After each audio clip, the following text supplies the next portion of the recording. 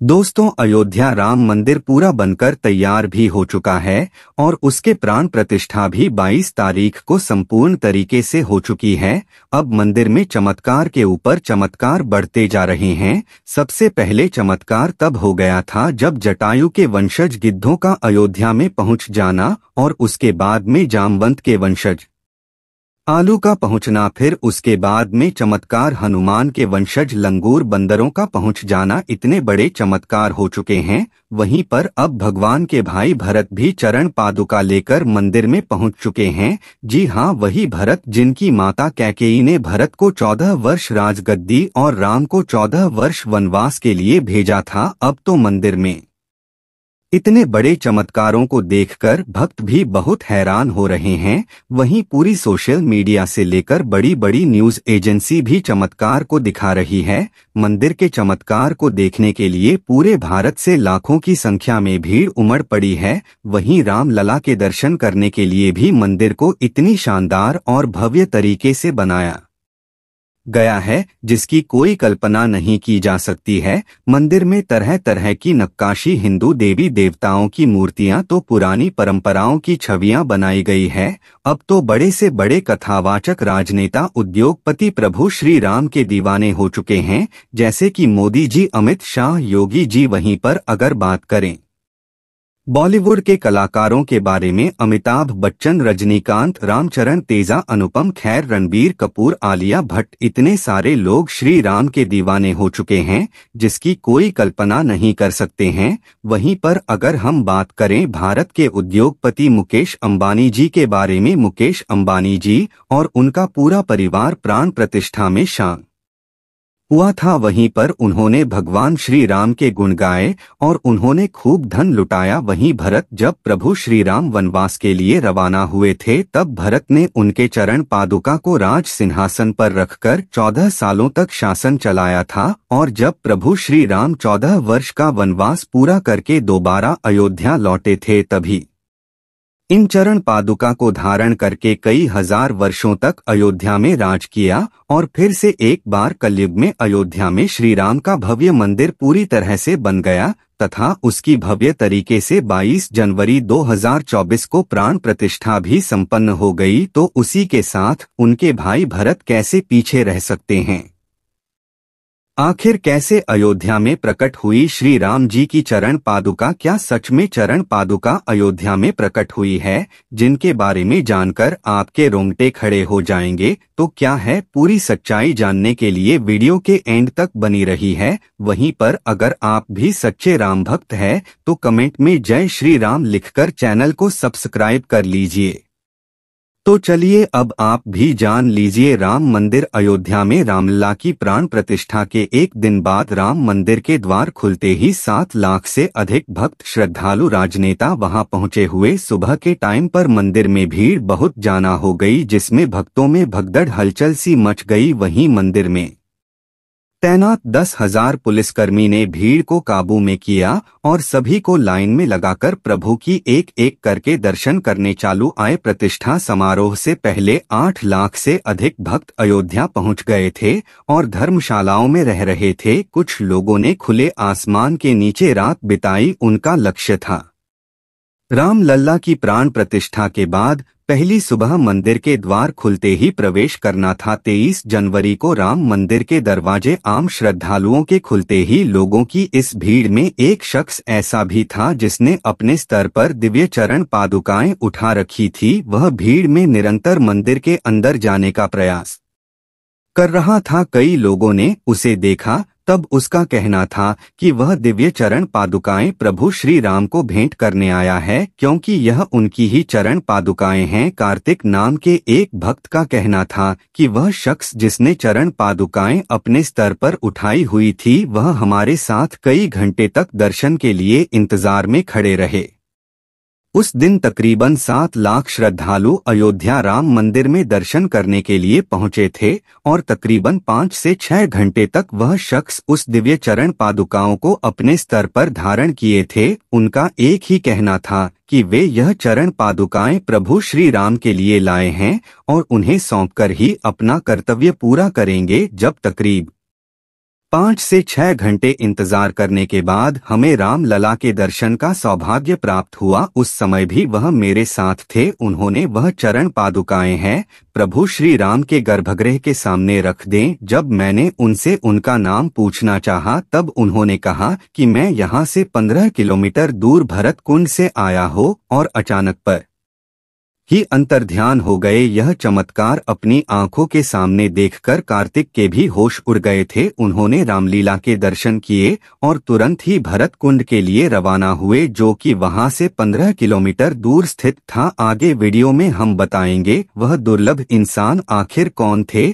और भरत कुंड पर दोबारा कैसे करण की उनके साथ मुलाकात हुई। लेकिन उससे पहले हम भरत कुंड के अस्तित्व को अच्छी तरह से जान लेते हैं। पवित्र नगरी अयोध्या में एक तरफ भव्य राम मंदिर बन रहा है तो दूसरी तरफ राजा राम के अनुज भरत की तपोस्थली नंदीग्राम के भरत कुंड की भी चर्चा तेज है।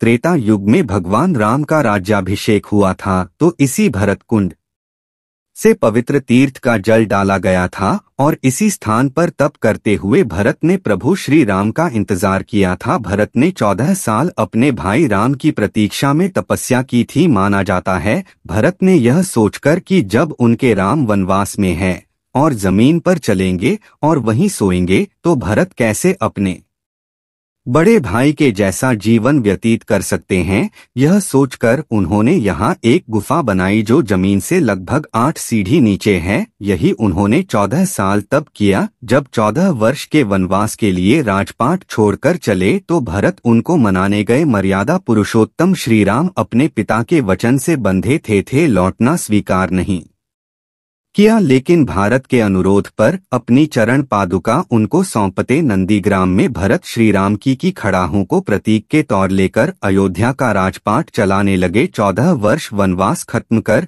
जब राम अयोध्या वापस लौटे तो यहीं पर भारत से मिले तो भरत ने उन्हें पुण्य चरण पादुका लौटा दी। अब जब पुनः प्रभु श्रीराम अयोध्या लौट चुके हैं, हो सकता है भरत दोबारा उन्हें चरण पादुका लौट अयोध्या आए हो। जब कार्तिक भरत कुंड पर पहुंचे तो भरत कुंड प्रभु राम के आने की खुशी में पूरी तरह से सजा हुआ था। तभी कार्तिक जी को रहस्यमय तरीके से वही व्यक्ति भरत कुंड में स्नान करता हुआ दिखाई दिया जो चरण पादुका ये अयोध्या राम मंदिर में मौजूद था। इसके बाद कार्तिक ने उनसे पूछा कि आप अयोध्या में रहस्यमय तरीके से कहाँ गायब हो गए थे और आप यहाँ पर क्या कर रहे हैं। तो उस दिव्य व्यक्ति ने कहा कि हमारे पूर्वज कई सालों से इसी भरत कुंड के आसपास ही निवास करते हैं और प्रभु श्री राम के भाई भरत को अपना इष्ट मानते हैं। एक दिन रात्रि के समय स्वयं भरत हमारे सपने में आए और उन्होंने हमसे कहा कि भारत कुंड के गुफा के अंदर एक दिव्य चरण पादुका रखी हुई है,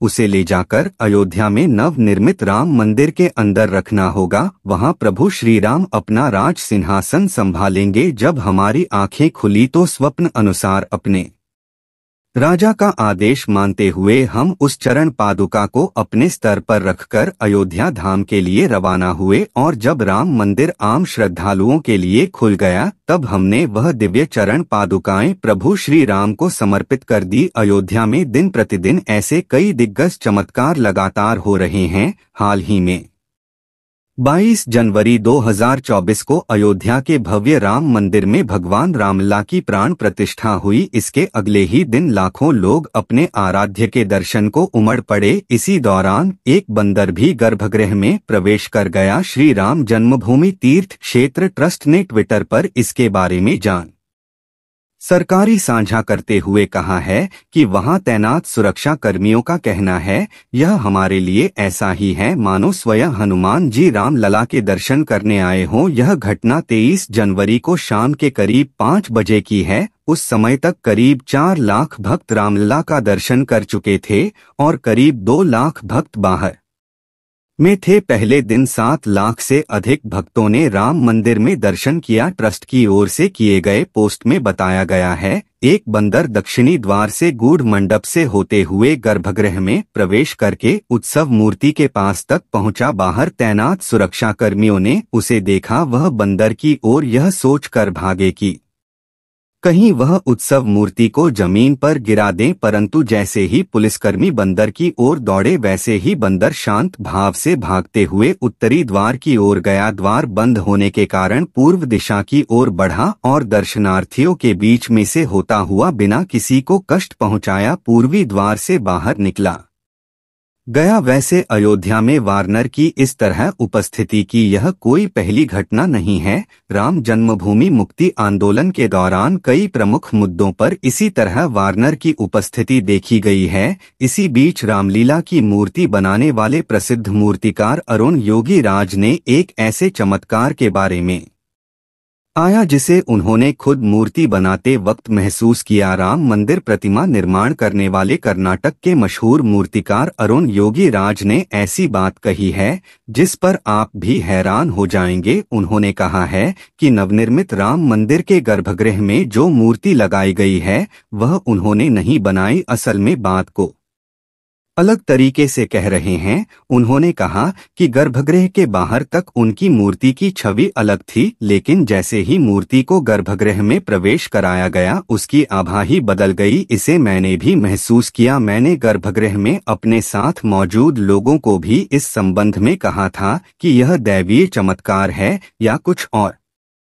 मूर्ति में बदलाव हो गया था। एक टीवी चैनल को दिए गए इंटरव्यू में अरुण योगीराज ने कहा कि मेरे पूर्वजों की 300 सालों की तपस्या का यह परिणाम है। मुझे शायद ईश्वर ने इसी कार्य के लिए धरती पर भेजा था। मैं इस जंग में भगवान श्री रामलला की मूर्ति बना हूं। अरुण योगीराज ने एक बड़ा रोचक चमत्कार भी सुनाया। उन्होंने कहा कि हम जब मूर्ति का निर्माण कर रहे थे तो हर दिन शाम को 5 से 6 बजे के बीच बंदर वहां पर आते थे, वाते मूर्ति का काम देखते और चले जाते हैं। धर्मशाला में इस प्रकार से बंदरों के आने से हम लोगों को परेशानी होने लगी, हमारा ध्यान भटक जाता था। हमने ट्रस्ट के महासचिव चंपत राय के समक्ष इस बात को रखा। उन्होंने कर्मशाला में घेरा लगवा दिया, वहां दरवाजे लगवा दिए गए। उस दिन शाम को जब बंदर आए और उन्होंने पूरा इलाका बंद पाया तो दरवाजा पीटना शुरू कर दिया। हमने दरवाजा खोलकर देखा तो एक बंदर को वहां पाया। अरुण योगीराज ने कहा कि जब हमने दरवाजा खोला तो वह अंदर आए, मूर्ति का निर्माण देखा और चले गए। फिर हमने दरवाजा बंद नहीं किया। ऐसे कई चमत्कार अयोध्या में नित्य प्रतिदिन हो रहे हैं। आज जो भव्य राम मंदिर का निर्माण हुआ है वह कई हजारों कार सेवकों के बलिदान का प्रतीक है। राजा दशरथ के कहने पर भारत तीनों माताओं और मंत्रियों के साथ श्री राम को अयोध्या वापस बुलाने के लिए जाते हैं, लेकिन श्री राम भरत को यह कहकर अयोध्या लौट में से मना कर देते हैं कि वे 14 वर्ष का वनवास पूरा कर लौटेंगे। श्री राम अपनी चरण पादुका देकर कहते हैं कि तुम वापस जाओ और अयोध्या का राज संभालो। भरत बड़े भाई की आज्ञा मानकर अयोध्या लौट आते हैं। इधर श्री राम वन में आगे की ओर बढ़ते हैं। राम पंचवटी में कुटिया बनाकर रहते हैं। शूर्पणखा की नजर भगवान श्री राम पर पड़ती है। वह शादी का प्रस्ताव रखती है। श्री राम मना करते हैं। यह सुनकर शूर्पणखा सीता पर हमला करती है। लक्ष्मण शूर्पणखा की नाक और कान काट देते हैं। भरत रामायण के अनुसार राजा दशरथ के दूसरे पुत्र थे। उनकी माता कैकेयी थी। वे राम जी के भाई और घरों के अवतार थे। लक्ष्मण शत्रुघ्न इनके अन्य भाई थे। परंपरा के अनुसार राम राजा दशरथ के सबसे बड़े पुत्र थे। भरत के 2 बेटे थे, दक्ष और पुष्कल। भरत की पत्नी का नाम मांडवी था जो कुशाध्वज की बेटी थी। रामायण में भरत को धर्म से प्रस्तुत किया है। भरत को सुदर्शन चक्र का अवतार भी माना गया है, जबकि उसके भाई राम को विष्णु का अवतार कहा कि क्या है। केरल में भरत के कुछ मंदिर है जो कुंडल मणि के मंदिर के नाम से जाना जाता है। भरत का संस्कृत भाषा में मतलब होता है एक जो बनाए रखता है। जब भारत के भाई राम को खुद उसकी सौतेली माँ यानी भारत की एकलौती माँ कैकेयी के वचन के अनुसार 14 वर्ष वनवास भोगने के लिए जाना पड़ा। तब भरत अपनी माँ पर काफी नाराज हो गए और अपने भाई राम, लक्ष्मण और सीता के वनवास को खत्म के लिए गए। चित्रकूट धाम गए और राम को अयोध्या के सिंहासन पर विराजने का प्रस्ताव दिया, लेकिन राम माने नहीं। उन्होंने कहा कि यह विधि का विधान है और अपने पिता का दिया वादा नहीं छोड़ेंगे। भरत जब समझ चुके थे कि राम अपने वादे से पीछे नहीं हटेंगे तो उन्होंने राम से दृढ़तापूर्वक निवेदन किया कि वह अपनी चरण पादुका उन्हें दे, जिसे वह सिंहासन पर उसे प्रभावित करेंगे जब तक कि वनवास खत्म न हो जाए। तो मित्रों, राम मंदिर से जुड़ी जानकारी आप सभी लोगों को कैसी लगी? अगर आप भी सच्चे राम भक्त हैं और राम मंदिर बनने से बहुत खुश है तो कमेंट में जय श्री राम हनुमान जरूर लिखें। धन्यवाद।